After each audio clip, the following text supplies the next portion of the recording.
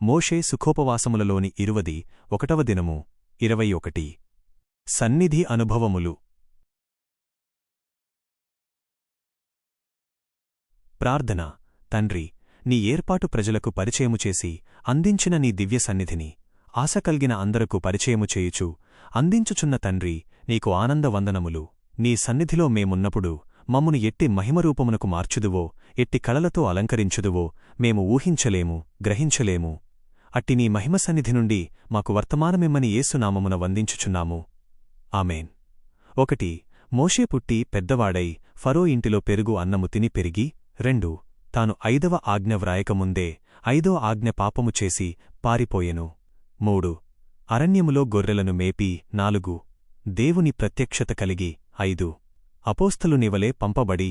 6 ఏ ఇంటిలో పెరిగెనో ఆ తాతగారిని ఎదిరించి. 7 ఇశ్రాయేలీయులను చెరనుండి విడిపించి. 8 దారిలోని ఇసుకలో విసుగుకొని ఇశ్రాయేలీయులను నడిపించెను. 9 అరణ్యములో ప్రత్యక్ష గుడారము వేయుమని మోషేకు దేవుడు సెలవీయగా వేసెను. దానిలో 1 ఆవరణము. 2 పరిశుద్ధ స్థలము. 3 అతిపరిశుద్ధ స్థలము ఏర్పర్చెను. ఆవరణములో బలి అర్పించబడును.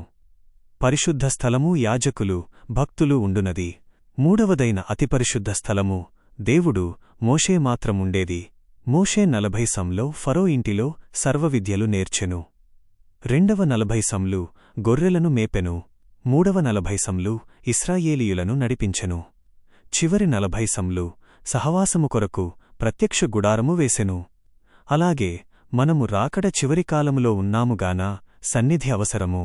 మోషేవలే 1 ఒక్కరైనా, 2 ముగ్గురైనా ఉండవచ్చును, పరవాలేదు. 2 బరంపురములో ఉన్నవారు 5.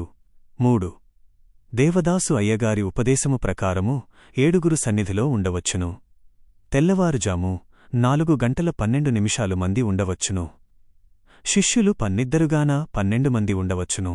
5 గోత్రములు 12 గాన 12 మంది శిష్యులను ప్రభువు ఏర్పాటు చేసుకొనెను. 6 విజయవాడలో సన్నిధి కూటమునకు 7 ఏర్పర్చిరి. 7 నర్సాయపాలెంలో 4. 8 ఆది సంఘములో 120 మంది ఉండిరి. 12 మందికి 0 కలిపితే 120 మంది. ఆది సంఘములో సహవాసములో ఉన్నవారు అనేకులు. ఊరునకు ఒక్కరైనా సన్నిధిలో ఉండవలెను.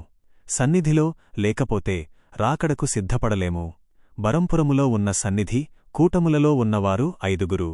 అందులో ఒకరు పరంజ్యోతమ్మగారు. ఈమె రాజమండ్రిలోని యోసేపు పాదిరిగారి కుమార్తె.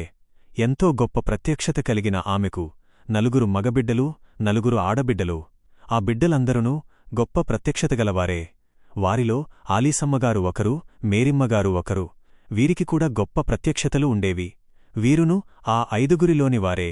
వీరిలో ఒకరికి 4 పిల్లలు, మరొకరికి 14 మంది పిల్లలు. వీరు ఏదైనా తెలుసుకోవాలంటే తండ్రిని అడిగి వస్తాము అని చెప్పి వెంటనే సన్నిధి గదిలోనికి వెళ్లి ప్రార్థించి వచ్చి తండ్రి ఇట్లు చెప్పియున్నారు అని చెప్పేవారు.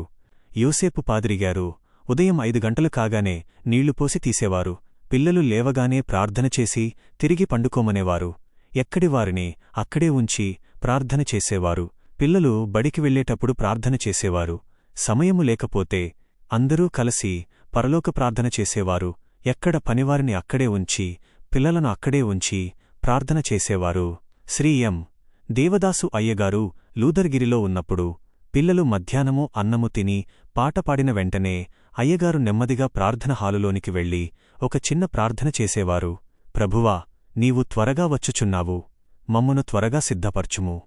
పిల్లలు కొందరు వచ్చేటప్పటికి ఆ ప్రార్థన పూర్తయిపోయేది. గాన ప్రార్థన సమయములో ఎక్కడివారు అక్కడే ఉండవలెను. అంటే మోషే కాలములో మేఘము ప్రత్యక్షపు గుడారము మీదికి రాగానే ఎక్కడ ఉన్న ఇశ్రాయేలీయులు అక్కడే ఎవరి డేరాల ముందు వారు చేతులు జోడించి ఉండేవారో అట్లే మీరును ఎక్కడివారు అక్కడే చేతులు జోడించండి. ఒక విశ్వాసి చనిపోయేటప్పుడు అయ్యగారు అక్కడున్నారు. ఆమెతో అయ్యగారు, అమ్మా, నీవు పరలోకమునకు వెళ్ళుచున్నావు, అక్కడ ఉన్న మనవారందరినీ అడిగినానని చెప్పు అనగా ఆమె అలాగే చెప్పుదును అనెను. ఒక పట్టణములో ఉదయం 6 గంటలకు గుడిగంట కొట్టేవారు. సంఘస్థులు వచ్చేవారు. కీర్తన పాడి వాక్యము చదివి ప్రార్థించి వెళ్ళిపోయేవారు. ప్రతిదినమూ ఆయన ఒక క్రొత్త తలంపైన ఇయ్యవలెను. ఇర్మియా 12:1 దేవా, నీవు కృపాసత్యములు ఉచితముగా నింపియున్నావు. గలవాడవేగాని లోకములో దుష్టులు ఉన్నారెందుకు అను ప్రశ్నలు కలిగిన వారికి ఒక్క తలంపైన ఇయ్యవలెను. ఆర్సీఎం వారు గంట కొట్టగానే ఎక్కడివారక్కడ ప్రతిదినమూ జపము చేయుదురు. మతగురువుతో ఎవరైనా మాట్లాడుచున్నను గంట వినబడగానే లేక టైము కాగానే సంభాషణమాని జపము చేసి మరలా పని ప్రారంభించును. వారికి ఈ గొప్ప అలవాటున్నది. మొదట పరంజ్యోతమ్మగారికి ప్రత్యక్షత కలుగగా సహోదరీలు వారికి లేదని కష్టము పెట్టుకొనిరి. కాని ఆమె యాస్టరిస్క్ ప్రభువు మీకును ఇస్తారు. ప్రతివారికి సమయమున్నదని యాస్టరిస్క్ చెప్పెను. పరంజ్యోతమ్మగారి ప్రత్యక్షత ఏ.సి. పాత్రోగారి ప్రత్యక్షత 2 టాలీ చేసుకునేవారు, అనగా సరిపోల్చి చూసుకునేవారు. 1000 సంవత్సరాల పాలనలో ప్రభువునకు కిరీటము పెట్టేవారు స్త్రీలే. ఎందుకంటే పాపము వారివలన వచ్చినందున వారు ఎక్కువ పని చేయుదురు. పరలోకమునకు వెళ్లిన తరువాత విశ్వాసులకు ఇంకా పని ఎక్కువ ఉన్నది. 1 కీర్తనలు పాడుట, 2 ప్రభువు ముఖబింబము చూచుచుండుట, 3 స్తుతించుట, 4 పరిశుద్ధులతో దూతలతో సంభాషించుట. స్తుతించుట అనగా ప్రభువా, ఇక్కడకు తీసుకుని వచ్చితివి, స్తోత్రములు ఆస్టరిస్క్ అని చెప్పుట. ఈ స్తుతి అన్నిటికంటే గొప్పదయ్యుండును. ఇక్కడకు అనగా పాపలోకము నుండి పరలోకమునకు అనగా దేవుడుండే స్థలమునకు తెచ్చినావు గనుక వందనములు. బరంపురములో యోసేపు పాదిరిగారి మనవరాలు పరంజ్యోతమ్మగారి కుమార్తె చిన్న అమ్మాయేగాని ప్రార్థనా ధోరణి చాలా బాగుగానుండేది. డాక్టర్ ఆత్మనమ్మ మిస్సమ్మగారు ఆమె ప్రార్థనకు ఆశ్చర్యపడేవారు.